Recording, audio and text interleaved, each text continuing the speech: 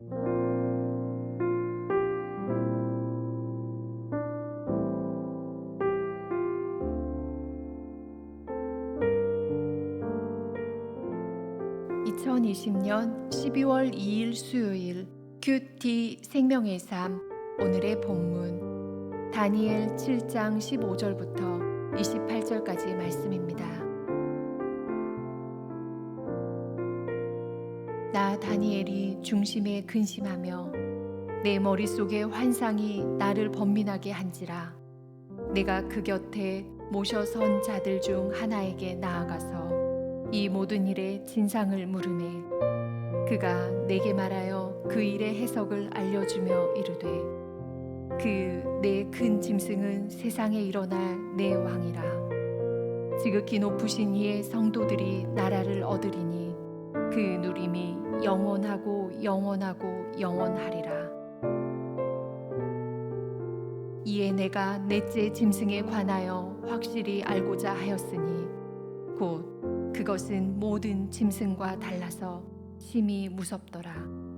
그 이는 쇠요 그 발톱은 노시니 먹고 부서뜨리고 나머지는 발로 밟았으며 또 그것의 머리에는 10뿔이 있고 그 외에 또 다른 뿔이 나오매 새 뿔이 그 앞에서 빠졌으며 그 뿔에는 눈도 있고 큰 말을 하는 입도 있고 그 모양이 그의 동류보다 커 보이더라.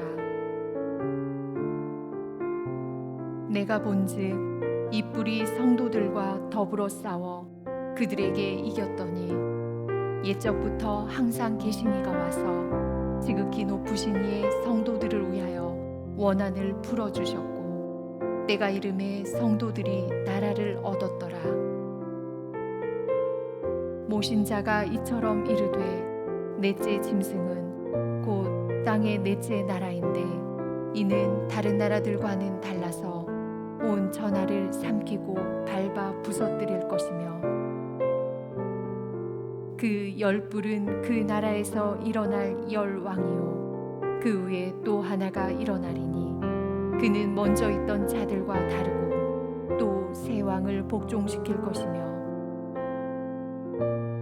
그가 장차 지극히 높으신 이를 말로 대적하며 또 지극히 높으신 이의 성도를 괴롭게 할 것이며 그가 또 때와 법을 고치고자 할 것이며 성도들은 그의 손에 붙임 바 되어 한 때와 두 때와 반 때를 지내리라. 그러나 심판이 시작되면 그는 권세를 빼앗기고 완전히 멸망할 것이요 나라와 권세와 온 천하 나라들의 위세가 지극히 높으신 이의 거룩한 백성에게 붙임 바 되리니 그의 나라는 영원한 나라이라. 모든 권세 있는 자들이 다 그를 섬기며 복종하리라. 그 말이 이에 그친지라.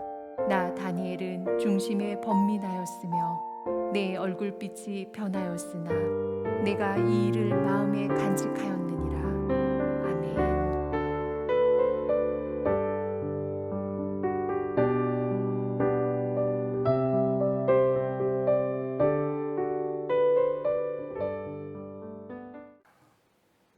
이단 교리가 생기는 이유 중에 하나는 창조와 종말에 대한 성경의 가르침을 매우 세밀한 부분까지 확정적으로 해석하기 때문입니다. 성경의 계시는 예수 그리스도의 생애, 십자가, 그리고 부활 이런 부분에 있어서는 아주 선명합니다.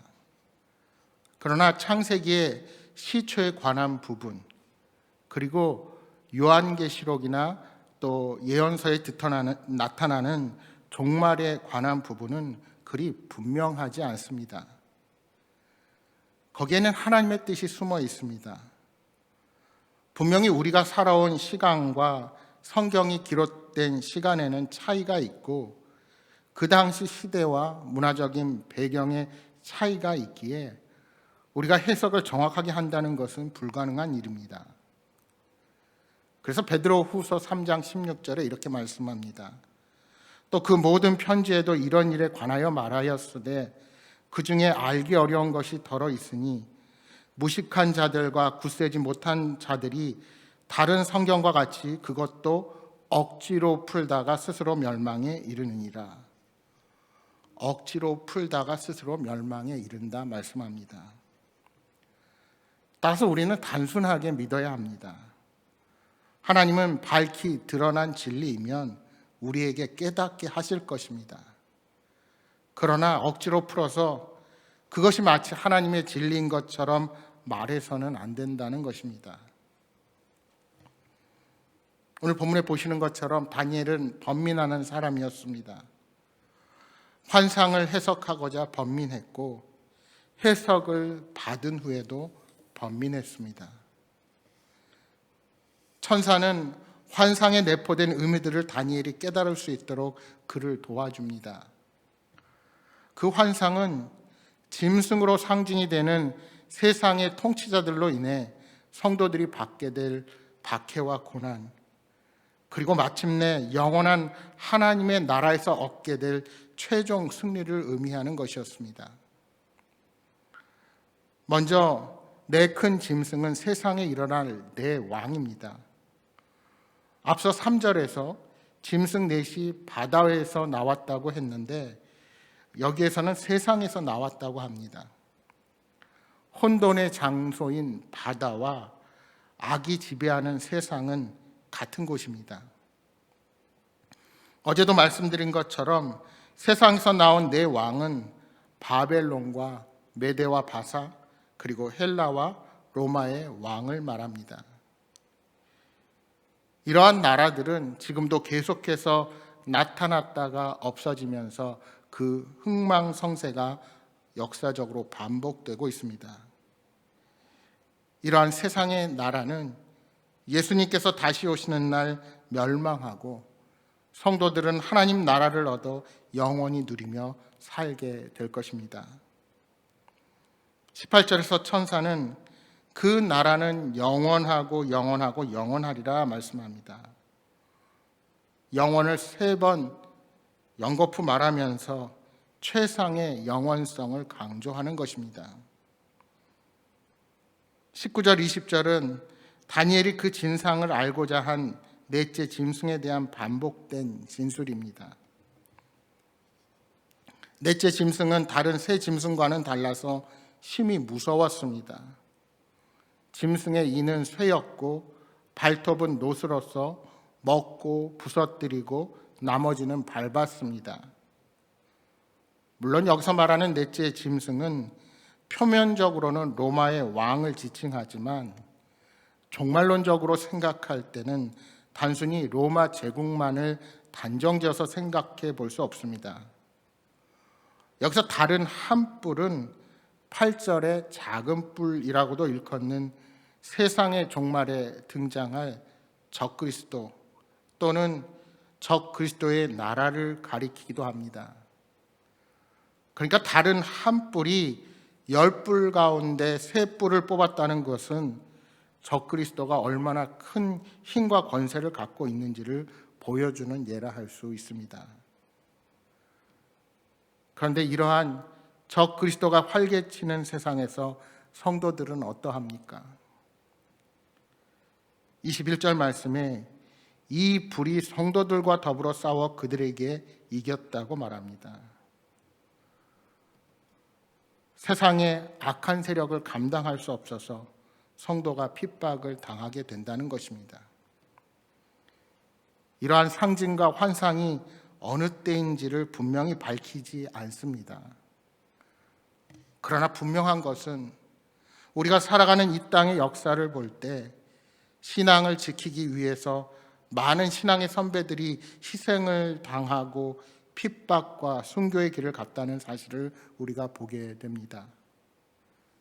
그리고 앞으로도 그러한 고통과 고난은 주님께서 다시 오시기 전까지 계속 이루어지게 될 것입니다.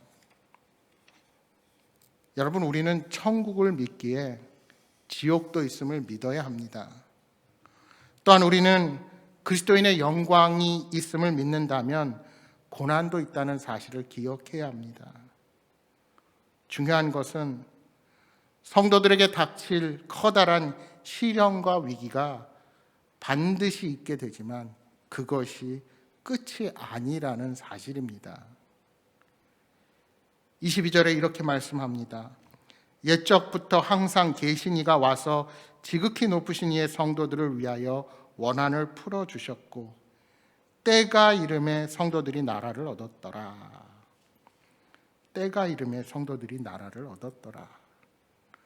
그렇습니다.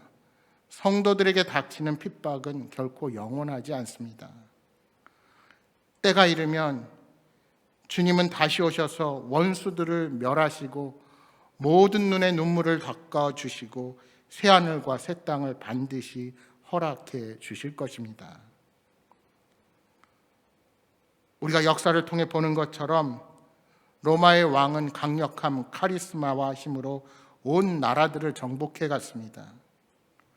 고대 근동과 유럽 세계를 강탈하여 식민지로 삼았습니다. 우리는 1, 2세기의 로마의 통치기를 팍스 로마나, 즉 로마의 평화라는 말을 씁니다.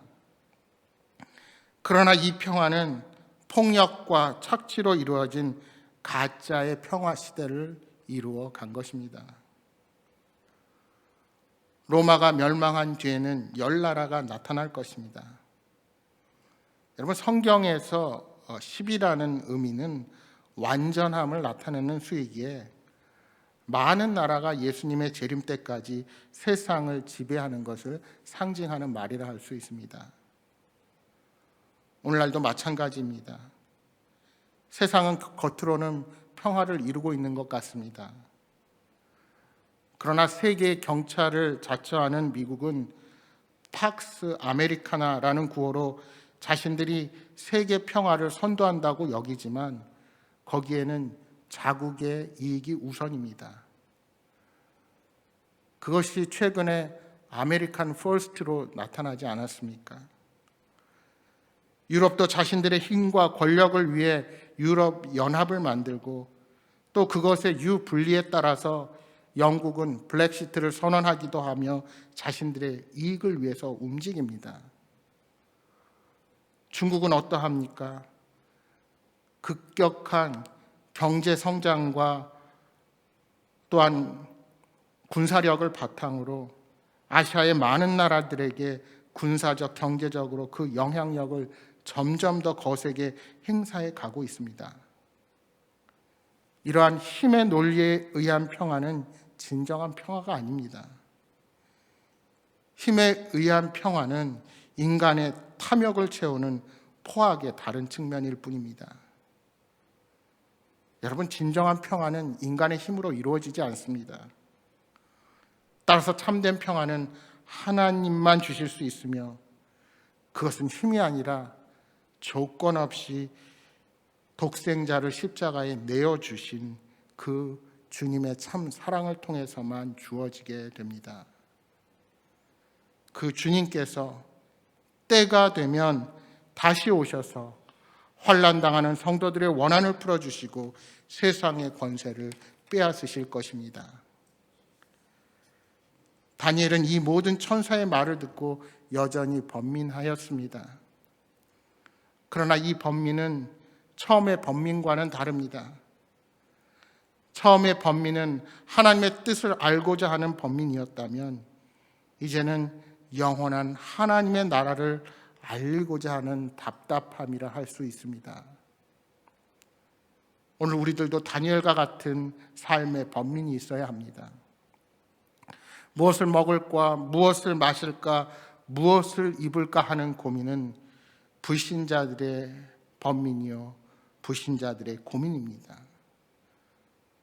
그러나 우리는 하나님의 말씀을 알고자 하는 번민이 있고 그 놀라운 복음의 소식을 어떻게 많은 이에게 전할 수 있을까 하는 번민이 있어야 합니다. 사랑하는 여러분, 이 대림절의 절기에 다시 오실 주님을 기다리며 하나님 나라에 합당한 자들로 서시기를 소망합니다. 오늘 하루도 성령님의 권능을 힘입어서 삶의 자리에서 복음의 증인으로 담대하게 서시기를 주님의 이름으로 축복합니다. 우리 주신 말씀 기억하면서 함께 기도하겠습니다. 주님, 우리를 향한 하나님의 선하신 뜻이 있기에 삶에 고난이 있고 감당해야 할 세상의 과제들이 있어도 인내하며 이기기를 원합니다. 날마다 말씀 앞에 바로 서서 그 말씀에 순종하며 복음의 증인으로 살아가게 하여 주옵소서 하고 기도하시겠습니다. 또한 여러분 가져오신 간절한 기도의 제목 놓고 기도하시다가 돌아가시기 바랍니다. 함께 기도하겠습니다.